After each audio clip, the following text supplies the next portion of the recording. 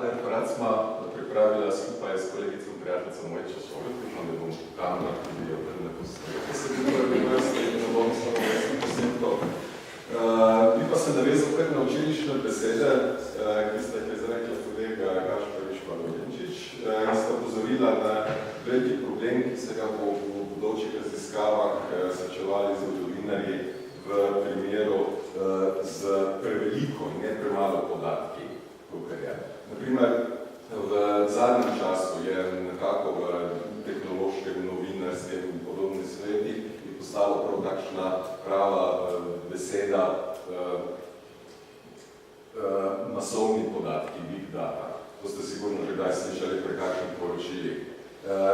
S tako zadevo so predvsem novinarji v zadnjem času čez dalje bolj srečujejo, kot na primer lepi primeri, zadnji primer so te panamski papiri, ko je bilo več tisoč in tisoč dokumentov v različnih formatih in potem kako spraviti iz teh dokumentov, ki so sicer enotni dokumenti, ki so dokumenti samo ene firme, kako spraviti iz teh dokumentov določene povezave, ki jih drugače ni znotraj dometa podatki.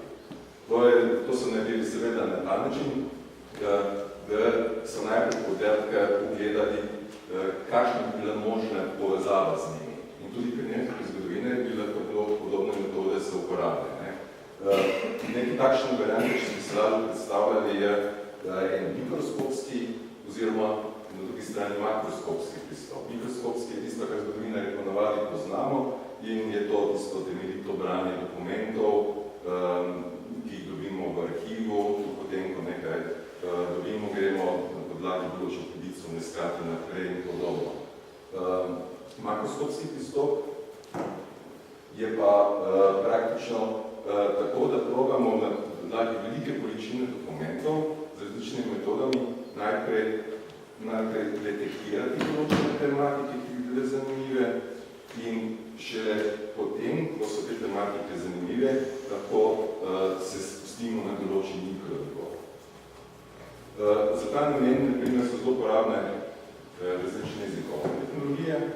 Iz tega smišče, na primer, malo reklame kot Inštitut za novejšo zgodovino del konzorcija Klein, ki se razvija jezikovne tehnologije za slovenski jezik. So že zelo razvite za angleški jezik, seveda, ampak slovenščina je vedno malo bolj v zadnje. Kot lep primer tega, na primer, lahko se reče, da ko so novinarji iskali v stepanskih papirjih, so naredili tako, da so potem, ko so prehodili te dokumente, so spustili skozi program, ki je detektiral v dokumentih različna osebna imena in potem so probali vse te osebna imena povezati med seboj, da se videlo, kdo je kdaj, ki je koga omenil. Podoben pristop bom nažalost mogoče tudi samo pri teh. Zdaj gremo na primer gradiva, ki ga hrani državni zbor, to so zapisniki sej. Če se pogleda na primer tale graf, ki je čisto ilustrativen, se lahko vidi, da je vsako leto bilo, že z leta 90 naprej je bilo na letos pregovorjenih več kot 3 milijone besed. In potem, če kako tale trend narašča, in ko rečemo, da samo leti 1990 in 2011 bilo v državnem zboru v razpravah spregovorjeno 66,2 milijona besed, se lahko zamislimo, koliko velika količina materijala je to. In ta material je praktično urejen samo na ta način, da se ve, da je bila seja in kdaj je bila seja. To so v glavnem tiste metapodatki. K tem pa moramo pošteti še to, seveda, da so zgodovinarji naprej podelali, bi bo vsako leto pošteto še dodatni novi mandati, vsako leto se pravi za vsak mandat spet dodatni 10 milijonov besed. Potem je treba poštevati, da so tukaj še seje delovnih teles, ki so, kar je kolegica omenila, ki tudi prisotne iz državnega zbora, izpravi, kateri so sklepno čezali bolj pomembne za samo razumevanje procesa delovanja državnega zbora. Hkrati tudi različne priloge, zakonodaja, poročevalec hrani pomembne zadeve. Zadeve smo malo reklame, zato smo se tudi na Inštitutu za novejšo zgodovino odločili, da bomo skupaj z njim državnim zborom digitalizirali vse starejše poročevalce do leta 2006. Od 2006 naprej so pa že tako na njihovi spletni strani. Običajni pristop zgodovinarja pri tem seveda tako, da se spravi do iskanja termišče, kar pač misli, da je pomembno v teh iskanjih. Tu, na primer, Državni zbor je čisto zelo soliden, zelo fajn iskalnik in tukaj se, na primer, notrijo tipo besedo pokojninski. Tukaj se lahko potem desno vidi iskalni moduli, lahko se malo prikrira pri katerih zadevah središče in se tudi lahko čisto zanimive iskalne rezultate, če nekoga išče samo določeno vprašanje, ki ima ga že naprej zastavljenega. Podobno imamo na Inštitutu za novejšo zgodovino, spet malo reklame, to bo novi iskalnik, ki bo šel v jesen ven, ki isto beseda pokojninski, ki jo gre na PDF izpiše, potem lahko uporabnik zadetka iz 4. sklica skupščine 1963 dobi nekako že hitro izpis ven iz tistega optičnega prepoznavanja zlakov znotraj PDF-ja, ki pa potem tudi lahko odpreče. So pa seveda potem še drugi pristopi. In na primer zadnje čase so ravno zaradi transparentnosti delovanja Državnega zbora tudi različne civilno-družbene iniciative in novinarske, mešanica vsega, ki probajo narediti pregled čim bolj delovanja nad tem, kaj naši poslanci počnejo v Državnem zboru. Levo je zanimiv projekt pred par let nazaj, ki je bil, ki se imenuje Delajo zate, in oni so lepo potegnili vse dokumente iz strani Državnega zbora in potem avtomatično označili posamezne poslance kot govor. Ali na drugi strani sem dal samo zato, ne zaradi privilegiranta, ampak zato, ker se tukaj privilegirane pogled kot spodaj vidi, da takšne automatične pretvorbe seveda niso 100% zanesljive in hitro lahko pride do kakšnih napak, ki je tukaj Ivan Hršak omenjen, ki pa ni označen. Se pravi, napaka pri automatični pretvorbi. Nova zadeva bo, ki jo zdaj razvijajo, bo parameter, z neko Google donacijo tudi, bo zanimivo videti, kaj bo konec leta glede tega prišlo. To je bolj projekti, ki so namerjeni nadzoru javnosti nad delovanjem Državnega zbora. Boj pa krati seveda tudi zelo zanimivi za nas zgodovinarje. Ampak tih ravno zaradi teh napak pri avtomatičnem označevanju podobno, smo se za mešno zgodovino odločili, ki smo potem pa skupaj z Mojco začela označevati te dokumente z neko mešanico. Se pravi, po eni strani avtomatično označevanje, ampak potem se pa to avtomatično označevanje ročno še enkrat preveri in odpravijo napake, hkrati pa sistem iskanja napak tudi izboljša to avtomatična pretvorba. Tu na primer se zdaj smo ravno včeraj govorila, se pravi, da se lahko tako en dokument, ki je bil ena serija, ki je bila podoba tudi 200.000 besed, se nekako na dan način označi potem v enih 3 urah, mogoče pa kaj podobnega. Zapis, ki pride ven, je en označevalni jezik. Treba seveda tega, da se razume, ampak kot samo ilustrativni primer nekega XML označevalnega jezika, ki funkcionira praktično kot baza podatkov z različnimi navezavami na druge dokumente in znotraj dokumentov. Zdaj pridemo mogoče do najbolj zanimivega dela te predstavitve. Je pa to, kakšne rezultate se tukaj da dobiti na račun takšnega velikih primere avtomatskega, pa še delnoročnega označevanja teh srednjih zapisnikov. Tukaj bojo samo neki ilustrativni primeri, da se lažje predstavljate. In, na primer, lepi primer tega je pa trenutno delano samo gradivo zbora združenega dela med leti 1992, pravi v zadnjem 11. sklicu skupščine Republike Slovenije. In to je pa nekako, ne vem, mislim, da je 2.800.000 besed ali nekaj takšnega. In tukaj se povidi, kako so glede določene pedanti, kot so izvirali govorniki, ki so govorili v zboru združenega dela.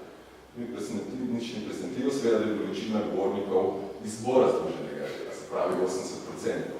Ampak hkrati je pa bolj zanimivo še to, da je bilo kar 10% iz vlade, se pravi različnih ministrov, in 10% poročevalcev, ki ni bilo članov vlade, ampak so izhajali iz različnih ministrstv ali pa kakšnih drugih služb, kot je Banke Slovenije in podobno.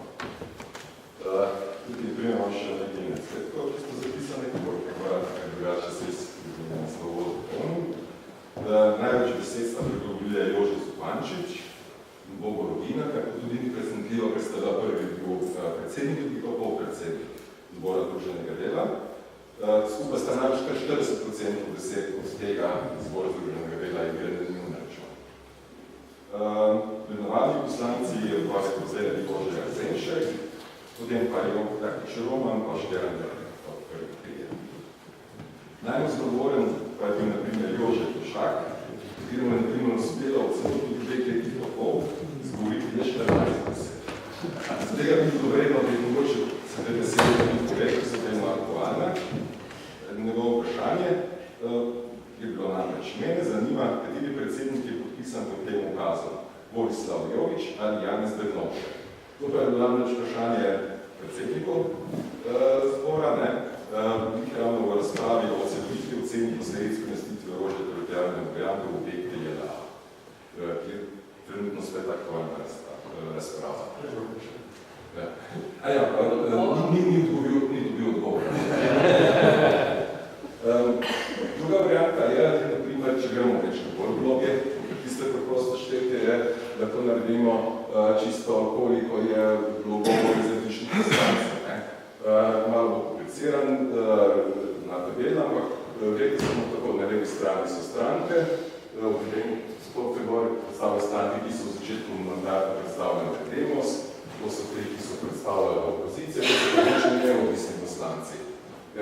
In če rečemo, se tukaj vidi, da je samo Demos bilo 21%, opozicijske takratne stranke v prvem delu za prvo vlado 23%, več kot 50% je pa praktično govora Zbora Združenega dela, kaj je prezimka, ki se primerjavi z drugimi govori, tako imenovanih neodvisnih poslancev.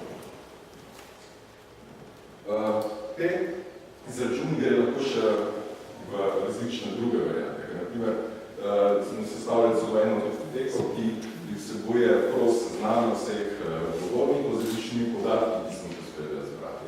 Imeniki, spol, datum in kraj rojstva, datum in kraj smrti morebitne, izobrazbo, poklic, bivališče, članstvo v organizacijah. In potem se lahko delajo posledovanja vprašanja podlagi s vsemi temi spremenljivkami in pripogledom eno po drugo med seboj. Ena drugi pomeni so tudi ravno te, ko se rekel, so bila vprašanja, ki so bila seveda večinoma glede posameznih točk dnevnega reda. Točke dnevnega reda so bila ponovadi razdeljene na različna, je bila točka dnevnega reda, ki je bila prekinjena, pa spet sledila druga in so bili mešani pa čez 2 dni, ali pa čez en teden je nadaljevanje in podobno. In to seveda, če se gleda samo kazala, ni čisto jasno razvidno. Zdaj, se je to zbralo zdaj na kup in se naredilo določeno schemo. Schema je na primer narejena tako, da je tisto, ker glavna schema na način, kot je poslovnik državnega, poslovnik skupščine in se vidi, da naprimer 80% je bilo raznih govora prav tistega sprejemanja zakonodaje. 10% naprimer organizacije delovanja, to so pa to, sprejem dnevnega reda in podobne zadeve. In kot še zadnja zanimivost, mogoče je biti ravno iz tega daven, je, kateri so bili tisti zakoni, ki so bili najbolj diskutirani v tem času, oziroma skupine, varno so tole še skupine, ki so bile, naprimer te glavne, na podlagi, ki so bile zakonodaje spravljene potem v skladu s današnjim schemom slovenske zakonodaje in tukaj se naprimer vidi, da je bilo ustavljeno volitve Republike Slovenije namenjeno 20% časa javnih finančnih zakonodaji, 21% negospodarskih dejavnosti 24%. No, to pa je tako, se najprej mislilo, so pa tisti zakoni, ki so bili najbolj debatirani. Prvi je, naprimer, zakon o lastninskem preoblikovanju podjetij, kjer je bilo 100 000 besed spregovorjenih, je bilo 520 različnih govorov, na račun njega izgovorjenih in je bilo obravnavan ta zakon kar v 14 različnih časovnih obdobjih. Potem pa pride zakon proračun Republike Slovenije za 22 leto, zakon o zadrugah, zakon o proračunu Republike za 21, zakon o vojaški dolžnosti, zakon o komisiji in cenzuranju, Ustava Republike Slovenije, zakon o prometnem davku, zakon o zdravstveni dejavnosti in podnebniškem naročju tako naprej. Skratno dalje, če se zapovedi, kakšne zadeve so bile takrat tisto, kar je bilo najbolj aktualno debatirano. Seveda glavno rezultati prišli že takrat v bojo, prišli še podatki iz ostalih zborov, bomo hočeli biti še dogovorite, še zaključke, ko še to upravljanje, ko smo pa tudi ponazali z ostalimi kolegi, še pa iz tiste makro. Sploh